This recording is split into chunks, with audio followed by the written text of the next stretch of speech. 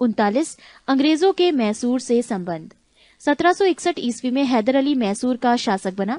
हैदर अली की मृत्यु 1782 ईस्वी में द्वितीय आंग्ल मैसूर युद्ध के दौरान हो गई। हैदर अली का उत्तराधिकारी उसका पुत्र टीपू सुल्तान हुआ। 1787 ईस्वी में टीपू ने अपनी राजधानी श्रीरंगपत्तनम में पादशाह की उपाधि धारण की। टीपू ने अपनी राजधानी श्रीरंगपत्तनम में स्वतंत्रता का वृक्ष लगवाया और साथ ही जैकोबिन क्लब का सदस्य बना।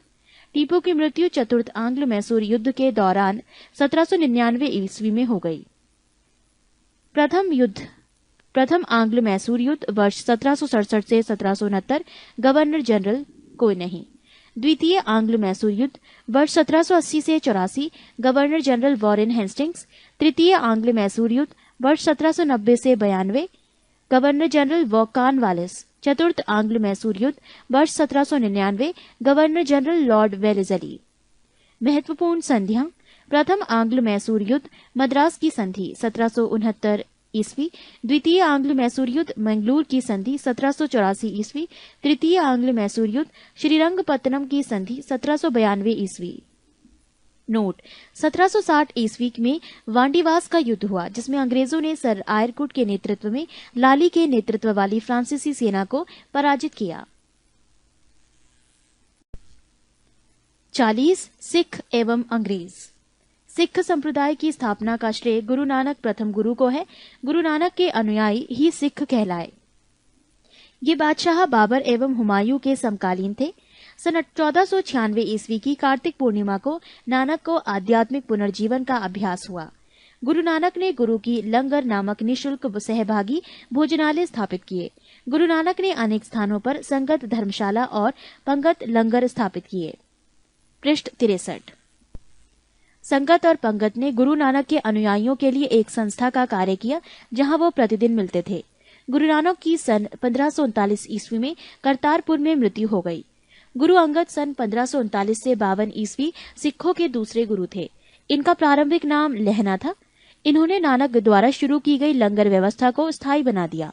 गुरुमुखी लिपि का प्रारंभ गुरु अंगद ने किया। सिखों के तीसरे गुरु अमरदास सन 1552 से 74 ईस्वी थे।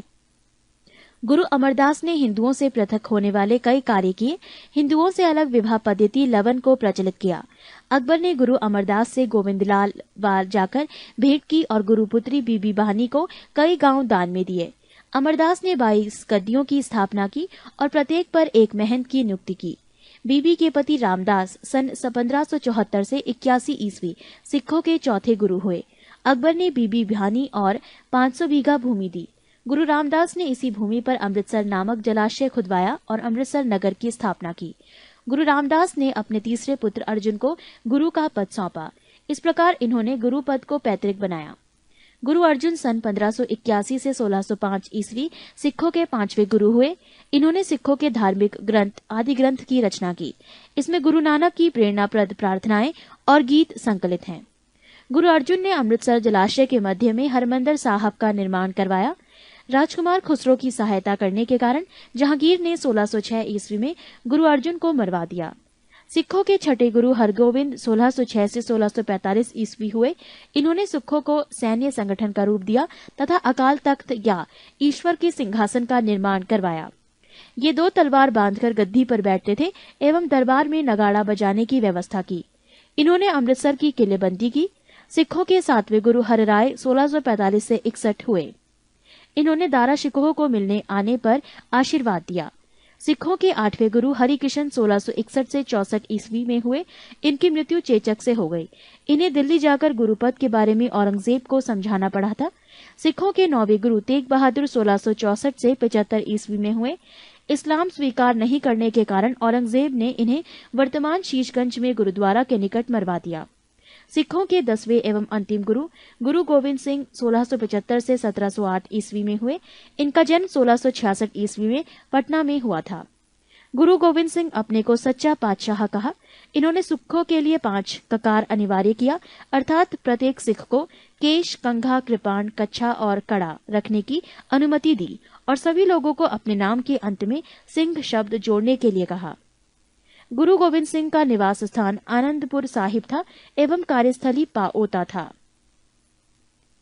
इनके दो पुत्र फतेह सिंह एवं जोरावर सिंह को सरहिंद के मुगल फौजदार वजीर खान ने दीवार में चिनवा दिया। 1699 ईस्वी में वैशाखी के दिन गुरु गोविंद सिंह ने खालसा पंथ की स्थापना की। पाहुल प्रणाली की शुरुआत गुरु गोविंद सिंह ने किया। गुरु गोविंद सिंह ने सिखों के धार्मिक ग्रंथ आदि ग्रंथ को वर्तमान रूप दिया और कहा कि अब गुरुवाणी सिख संप्रदाय के गुरु का कार्य करेगी। गुरु गोविंद सिंह की हत्या 1708 ईस्वी में नादेड़ नामक स्थान पर गुल खान नामक पठान ने कर दी। पृष्ठ 64। बंदा बहादुर। इनका जन्म 1670 ईस्वी में पुंछ जिले के राजौली गांव में हुआ था। इनके बचपन का नाम लक्ष्मण दास था। इनके पिता रामदेव भारद्वाज राजपूत थे। बंदा का उद्देश्य पंजाब में एक सिख राज्य स्थापित करने का था। इसके लिए इन्होंने लोहगढ़ का राजधानी बनाया। इन्होंने गुरु नानक एवं गुरु गोविंद सिंह नाम के सिक्के चलवाए। बंदा ने सरहिंद के मुगल फौजदार वजीर खां की हत्या कर दी। मुगल बादशाह फर्रुखसियर के आदेश पर 1716 ईस्वी में बंदा सिंह को गुरदासपुर नांगल नामक स्थान पर पकड़कर मौत के घाट उतार दिया गया। शाहदरा कल्लघड़ी के नाम से विख्यात है, जहां बंदा ने हजारों मुगल सैनिकों को मौत के घाट उतार दिया था। बंदा की मृत्यु के बाद सिख कई छोटे छोटे टुकड़ों में बंट गए थे। 1748 ईस्वी में नवाब कर्पूर सिंह की पहल पर सभी सिख टुकड़ियों का दल खालसा में विलय हुआ। दल खालसा को जस्सा सिंह आहलूवालिया के नेतृत्व में रखा गया, जिसे बाद में 12 दलों में विभाजित किया गया। इसे मिसल कहा गया। मिसल अरबी भाषा का शब्द है जिसका अर्थ समान होता है। रणजीत सिंह। रणजीत सिंह का जन्म गुजरांवाला में 2 नवंबर 1780 ईस्वी को सुकर चकिया मिसल के मुखिया महासिंह के यहाँ हुआ था। इनके दादा चरत सिंह ने 12 मिसलों में सुकर चकिया मिसल को प्रमुख स्थान दिला दिया। 1798 से 99 ईस्वी में रणजीत सिंह लाहौर का शासक बना। 25 अप्रैल और 1809 ईस्वी को चार्ल्स मेटकॉफ और महाराजा रणजीत सिंह के बीच अमृतसर की संधि हुई। रणजीत सिंह का राज्य 4 सूबों में बटा था: पेशावर, कश्मीर, मुल्तान एवं लाहौर। महाराजा रणजीत सिंह का विदेश मंत्री फकीर अजीजुद्दीन एवं वित्त मंत्री दीनानाथ था। 7 जून 1839 ईस्वी में रणजीत सिंह की मृत्यु हो गई। प्रथम आंग्ल सिख युद्ध 1845 से 1846 ईस्वी में एवं द्वितीय आंग्ल सिख युद्ध 1849 ईस्वी में हुआ। अंग्रेजों एवं सिखों के मध्य हुई संधि: 1. लाहौर की संधि 9 मार्च 1846 ईस्वी। 2. भैरोवाल की संधि 22 दिसंबर 1846 ईस्वी। इस संधि के तहत राजा दलीप सिंह के संरक्षण हेतु अंग्रेजी सेना का प्रवास पंजाब में मान लिया गया। 20 अगस्त 1847 ईस्वी को महारानी जिंदा को राजा दलीप सिंह से अलग कर 48,000 रुपये वार्षिक पेंशन देकर शेखपुरा भेज दिया गया।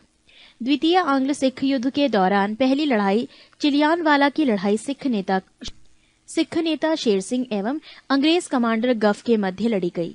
दूसरी लड़ाई गुजरात के चिनाब नदी के किनारे चार्ल्स नेपियर के नेतृत्व में अंग्रेजों ने 21 फरवरी 1849 ईस्वी को लड़ी। इस युद्ध में सिख बुरी तरह पराजित हुए। लॉर्ड डलहौजी की 29 मार्च 1849 ईस्वी की घोषणा द्वारा संपूर्ण पंजाब का विलय अंग्रेजी राज्य में कर लिया। महाराजा दलीप सिंह को 50,000 पाउंड की वार्षिक पेंशन दे दी गई और उसे शिक्षा प्राप्त करने के लिए इंग्लैंड भेज दिया गया। सिख राज्य का प्रसिद्ध हीरा कोहिनूर को महारानी विक्टोरिया को भेज दिया गया। 38. बंगाल पर अंग्रेजों का आधिपत्य। मुगल साम्राज्य के अंतर्गत आने वाले प्रांतों में बंगाल सर्वाधिक संपन्न राज्य था। प्लासी का युद्ध 23 जून 1757 ईस्वी को अंग्रेजों के सेनापति रॉबर्ट क्लाइव एवं बंगाल के नवाब सिराजुद्दौला के बीच हुआ, जिसमें नवाब अपनी सेनापति मीर जाफर की धोखाधड़ी करने के कारण पराजित हुआ। अंग्रेजों ने मीर जाफर को बंगाल का नवाब बनाया। क्लाइव के हाथों के कठपुतली नवाब मीर जाफर को अंग्रेजों ने 1760 ईस्वी में हटाकर उसके दामाद मीर कासिम को बंगाल का नवाब बनाया। बंगाल के नवाब: 1. मुर्शिद कुली खां 1713 से 1727 ईस्वी। 2. शुजाउद्दीन 1727 से 1739 ईस्वी। 3. सरफराज खां 1739 से 1740 ईस्वी। 4. अलीवर्दी खां 1740 से 1756 ईस्वी। 5. सिराजुद्दौला 1756 से 1757 ईस्वी। 6. मीर जाफर 1757 से 1760 ईस्वी। 7. मीर कासिम 1760 से 1763 ईस्वी। 8. मीर जाफर 1763 से 1765 ईस्वी। 9. निजामुद्दौला 1765 से 1766 ईस्वी। 10 शैफुद्दौला 1766 से 1770 ईस्वी। 11 मुबारकुद्दौला 1770 से 1775 ईस्वी। मीर कासिम ने अपनी राजधानी को मुर्शिदाबाद से मुंदेर मुगदलपुर स्थानांतरित किया। बक्सर का युद्ध 1764 ईस्वी में अंग्रेजों एवं मीर कासिम अवध के नवाब शुजाउद्दौला एवं मुगल सम्राट शाह आलम द्वितीय के बीच हुआ। इस युद्ध में भी अंग्रेज विजयी हुए। इस युद्ध में अंग्रेज सेनापति हेक्टर मुनरो था। बक्सर के युद्ध के बाद एक बार फिर मीर कासिम की जगह मीर जाफर को नवाब बना दिया गया।